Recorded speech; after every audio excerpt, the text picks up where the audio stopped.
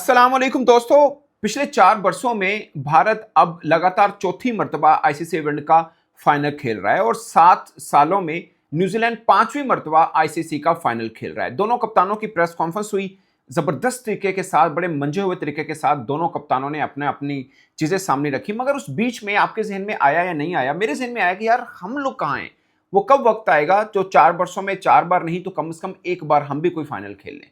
मतलब हमें भी लगे यार हमारी टीम में ये कैपेसिटी जरूर है। आज इस मोड़ के ऊपर आकर हम कोई क्लेम नहीं कर सकते कि भारत जीतेगा या न्यूजीलैंड जीतेगा। दोनों धांसू टीमें हैं और दोनों शानदार क्रिकेट खेल रही हैं। उसके ऊपर पाकिस्तान में जो चर्चा हो रही है ना भारत को लेकर, यह होती है कि दुनिया की सबसे महंगी सबसे बड़ी लीग कराते हैं, उनकी क्रिकेट ऊपर क्यों नहीं होगी। फिर मेरा सवाल यह आता है कि न्यूजीलैंड वो टेस्ट प्लेइंग नेशन में वाहिद टीम है जिनके यहाँ कोई लीग नहीं हुई ना हो रही है, फिर वो ऊपर कैसे है। फिर बहुत से लोगों के मन में सवाल आता है कि यार भारत 1 अरब 35-40 करोड़ आबादी का मुल्क क्या 11 खिलाड़ी पैदा नहीं कर सकता। लॉजिक तो है ना बात में कि इतना बड़ा मुल्क है, 11 खिलाड़ी तो कर ही सकता है। तो जवाब ये है कि फिर न्यूजीलैंड की आबादी सिर्फ 50 लाख है, वो इतनी अच्छी क्रिकेट क्यों खेल रहा है। और मेरा देश वो देश जहां से वसीम अकरम, वकार यूनुस, शुएब अख्तर और भी बड़े नामवर फास्ट बॉलर निकले, वहां पर चर्चा हो रहा है भारतीय फास्ट बॉलर का। मतलब सचिन तेंदुलकर, विराट कोहली, सुनील गावस्कर साहब, इन बड़े बड़े नामों का हमेशा ही रहा है, इसमें कोई दो राय नहीं है। मगर ऐसा नहीं हो सकता कि पाकिस्तान में बैठकर किसी और देश के फास्ट बॉलर का चर्चा हो रहा हो और खासकर भारत के फास्ट बॉलर का चर्चा हो रहा हो। जसप्रीत बुमराह, अंदाजा करें हमारे क्रिकेटर कोई 2 माह इंजर्ड रहता है, वापस टीम में आता है, कोई 5-10 किलोमीटर की पेस उसकी कम हो जाती है। यह बंदा साल भर इंजर्ड रहा, 2023 में अचानक आया। मुझे आज भी याद है कोलंबो का वो मैदान था, और एक्चुअली में पाले किले में पहला मैच था, पाकिस्तान का पूरा मैच हो नहीं पाया तो कोलंबो में दूसरा मैच हुआ था।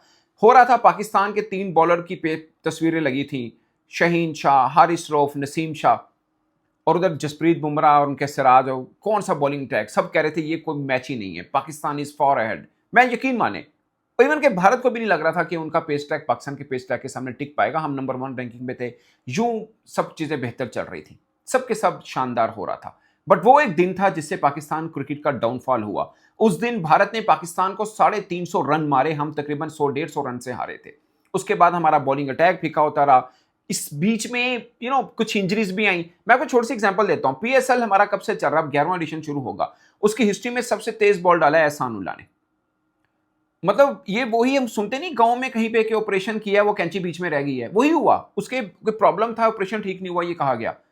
और फिर कहा गया कि वो पेस से बॉल ही नहीं कर सकता। वो बेचारा कहीं पे क्लब क्रिकेट वगैरह खेल खुल के उसने 140 का पेस बरकरार रखा, उसको बीपीएल में लिया गया, वहां पे बॉल तेज डाला तो अब नेशनल टी20 खेलने को मिल रहा है। इससे पहले वो भी नहीं मिल रहा था उसको।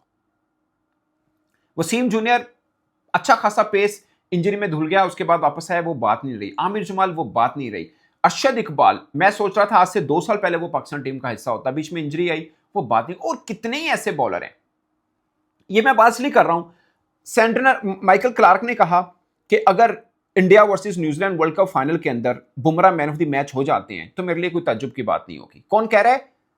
The best captain of among best captain of Australia, Michael Clarke, 2015 का वर्ल्ड चैंपियन कप्तान है। वो कह रहा है कि मेरे लिए कोई चंबे की बात नहीं होगी। वो हमारे किसी एक क्रिकेटर के बारे में कह देना, 10 दिन टीवी से वो बात नहीं उतरेगी। ठीक है। डेल स्टेन ने भी बात की, उसने तो खैर न्यूजीलैंड पे बात की कि अगर न्यूजीलैंड अब ये हार जाता है तो हम कहेंगे कि चोकर अफ्रीकन हम लोग नहीं है बल्कि न्यूजीलैंडर हैं, क्योंकि ये बहुत फाइनल खेल चुके हैं और जीत नहीं पा रहे। बट मुझे लगता है वर्ल्ड टेस्ट चैंपियनशिप 21 में वो जीते हुए हैं। खैर वो एक मैच होता है, टिपिकली उस तरह से नहीं होता कि एक पूरा टूर्नामेंट है उसको कैरी करना। बट पॉइंट दोस्तों, एक चीज जो समझ नहीं पा रहा कोई भी, कि यार हम लोग पीछे कैसे रह गए।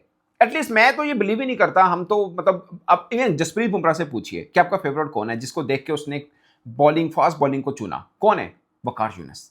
और अब वो वक्त आ गया कि लोग वकार यूनुस, वसीम अकरम के साथ उसका कंपैरिजन करते हैं। सोचिए, आपका कोई आइडिया लो कि पाकिस्तान का एक बच्चा जो ये वीडियो देख रहा हो, कोई 10-12-15 साल का, वो कहे कि मैंने मेरा आइडियल विराट कोहली है, और एक मोड़ आए कि उसका मुआवजना विराट कोहली से हो। इससे बड़ी जीत क्या हो सकती है? मैं नहीं कह रहा बड़ा छोटा कौन है, इस बहस को छोड़ दीजिए, मगर आज कोई भी एटलीस्ट कंपैरिजन तो कर ही सकता है। मतलब Jasprit Bumrah name of trust कैसे बन गया? इसमें 2 चीजें हैं, एक उनका सिस्टम और दूसरा वो खुद जसप्रीत बुमराह। उस बंदे ने भी टिका के मेहनत की। सिस्टम जितना मर्जी तगड़ा हो, चीजें जितनी मर्जी हो, आप मेहनत नहीं कर रहे तो फीका है ना सब। बाकी मेहनत जितनी मर्जी कर रहे हो, दीवार में टकरे मारने में फायदा नहीं अगर सिस्टम ही नहीं है तो। दोनों चीजें एक दूसरे को कंपनसेट करती हैं और पाकिस्तान में माजरत के साथ दोनों का है। हम क्रिकेट बोर्ड को बुरा भला बोल देते हैं, मगर हम अपने जो क्रिकेटर्स हैं उनको भी नहीं। अगर किसी की तोंदे भरी हैं तो इसमें तो सिस्टम का कसूर नहीं है। अगर आपके की क्रिकेटर्स की पेट बाहर निकले हैं, इसमें सिस्टम क्या करे? इसमें तो आप ही को देखना है ना यार, हम क्यों कहाँ पे हैं। मैं दोनों की बात कर रहा हूँ, मैं एक की बात ही नहीं कर रहा। हम क्रिकेट बोर्ड पे तो रोजाना ही बात कर देते हैं कि वो है फलां सही नहीं है, सिलेक्शन कमेटी। एग्री।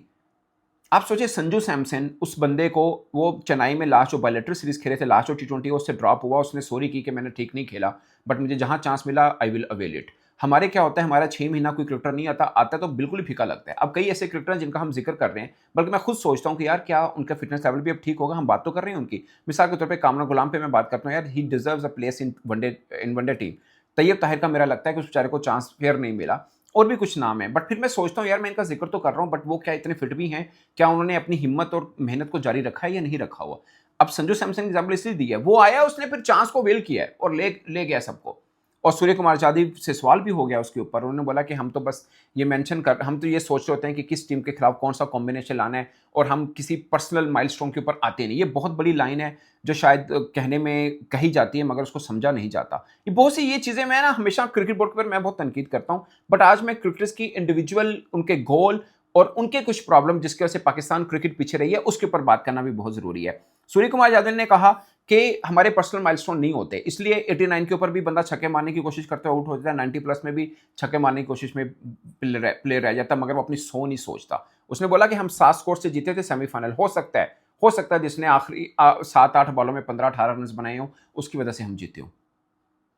एक थिंकिंग, एक बिल्कुल बारीक सी लाइन है ये, बिल्कुल बारीक सी लाइन, कि अगर 11 क्रिकेटर टीम के अंदर एक ही पेज के ऊपर होंगे, वो ये ना सोचेंगे यार मैं तो वनडे में अच्छा खेलता था, मुझे 5वें पे भेज दिया, या 5 वाला सोचे मुझे दूसरे पे भेज दिया, मैं तो 5वें पे ठीक था। बट वो कहे कि मुझे टीम ने भेजा, टीम को लगता है मैं यहाँ पे अच्छा हूं, तो मैं जो यहाँ पे बेस्ट हो सकता है मैं करूंगा। ये नहीं रोना पिटना कि मैं तो नया बॉल अच्छा करता हूं, मुझे पुराना क्यों दे दिया, मैं पुराना अच्छा करता हूं, मुझे नया क्यों दे दिया। जब 11 के 11, सूर्य कुमार यादव ने एक लाइन बोली आज प्रेस कॉन्फ्रेंस में, और वो लाइन सीख है। उसने बोला कि जब 11 के 11 क्रिकेटर्स एक ही पेज पे होना, उस टीम को कोई हरा नहीं सकता, और ये मैं एग्री करता हूं पूरी। और फिर उसने बतौर कप्तान ये भी बोला जो हमारे लिए बहुत से लोगों के लिए सीख हो सकती है। उसने बोला मैं किसी का बाप नहीं हूं, मैं किसी का बड़ा भाई नहीं हूं। हमारे यहाँ जो क्रिकेटर्स हैं वो खुद भारत के लिए खेलते हैं, उनके लोगों के ऊपर इंडिया लिखा होता है, उनको पता है उनका क्या रोल है। अगर कोई बॉलर अच्छी बॉल नहीं कर रहा तो मैं उसको आके बोलूं कि नहीं तुम ये करो वो करो, मैं बैट्समैन हूं। अगर मैं अर्शदीप को समझाऊंगा या वरुण को समझाऊंगा, मुझे पता है उनको उनके हाल पे छोड़ दो, वो वापसी करेंगे अपनी। कप्तान का मतलब बॉस नहीं है, कप्तान का मतलब है उनको वो एनवायरनमेंट देना जिसमें उसकी बेस्ट यूटिलाइजेशन की जा सके, जो सूर्या कर रहा है। अगर कोई खिलाड़ी कामयाब होगा तो सूर्या की जीत होगी। हालांकि पूरे वर्ल्ड कप में वो कहीं खुद कुछ नहीं कर पा रहा, मगर उसने टीम को ऐसा बिल्ड किया कि टीम बढ़ी है। प्रेस कॉन्फ्रेंस में बैठा होता है, इत्तेमाद ऐसे कर रहा होता है जैसे 300 मारे हुए उसने वर्ल्ड कप में, मगर वो जो बोल रहा होता है उसकी टीम वो कर रही होती है, उसकी जीत है ना, सिंपल है। हमारे क्या है, हमारी इंडिविजुअल, मुझे याद है ये 2023 की बात थी। मैं किसी को मतलब किसी एक को फिगर आउट नहीं कर रहा, पूरा बोल रहा हूँ। बाबर शहीन का पंगा शुरू हुआ, 2-4 माह के अंदर सुलह हो गई, मगर वो बात दोबारा बन नहीं पाई टीम के अंदर। आई एम सॉरी टू से, ना बाबर वो बाबर रहे, ना शहीन वो शहीन रहे, इवन ना रिजवान वो रिजवान रहे, ना शादाब वो शादाब रहे, ना हारिस वो हारिस रहे, ना नसीम शाह वो रहे। ये 6 पाकिस्तान टीम की जान थे, 6 के 6 थिन परफॉर्मेंस, 6 के 6 की। उसमें बोर्ड का भी बड़ा रोल है। कभी शहीन को कप्तान बना दिया, एक सीरीज के बाद उसको हटा दिया, फिर बाबर को ले आए, फिर हटा दिया, फिर रिजवान को ले आए, फिर हटा दिया, फिर सलमान आगा को ले आए। अब हो रहा है कि यार गलत हो गया, क्या करें हम इसको। फिर वनडे में भी इस तरह चेंज, फिर कोचेस में भी इस तरह के चेंज, सिलेक्शन कमेटी 8 दफा चेंज हो गई। इतना कुछ हो जाए एक क्रिकेट में, और वहां पे बैठे हम अगर ये सोच रहे हो यार हमारी टीम फाइनल नहीं है, तो हम फिर शेख चिल्ली वाली बात है, वो तो यही होगा जो हो रहा है। ये कड़वा सच है, बट मुझे क्या लगता है कि ये सच जो हम सबको पता है, हम जानते हैं, अगर हम इसको मान के आगे चलेंगे ना, तो 2027 नहीं तो 28 नहीं तो 29, हर साल आईसीसी का कोई ना कोई इवेंट होता है, कहीं ना कहीं झंडा गाड़ी लेंगे। बट अगर हम इसी पे सोचेंगे नहीं उसकी गलती है, वो नहीं ठीक था, नहीं हमसे कोई गलत नहीं हुआ, सब ने मिलजुल कर पूरा हिस्सा डालकर पाकिस्तान क्रिकेट को आज उस पॉइंट पर ला खड़ा किया जिसको नाम है बर्बादी। लेकिन सबको जिस जिसका हिस्सा है जितना, उसको उतना उतना हिस्सा मानना पड़ेगा, और उतना उतना हिस्सा पॉजिटिवली अब डालना पड़ेगा पाकिस्तान क्रिकेट को ऊपर लेके जाना है। वरना मैं हमेशा पाकिस्तान क्रिकेट के बारे में एक बात करता हूँ कि जिस देश की गली में, मोहल्ले में, घर की छत में, शादी ब्याह में, बाहर गली के अंदर लोग क्रिकेट खेल रहे होते हैं, रमज़ान में अफ्तारी के बाद सहरी तक क्रिकेट खेल रहे होते हैं, वो खेल में वो मुल्क इतना पीछे कैसे रह सकता है? मतलब टे बॉल में 140 वाले बॉलर आपको एक गांव में टूर्नामेंट हो वहां पे मिल जाएगा आपको। I am pretty sure.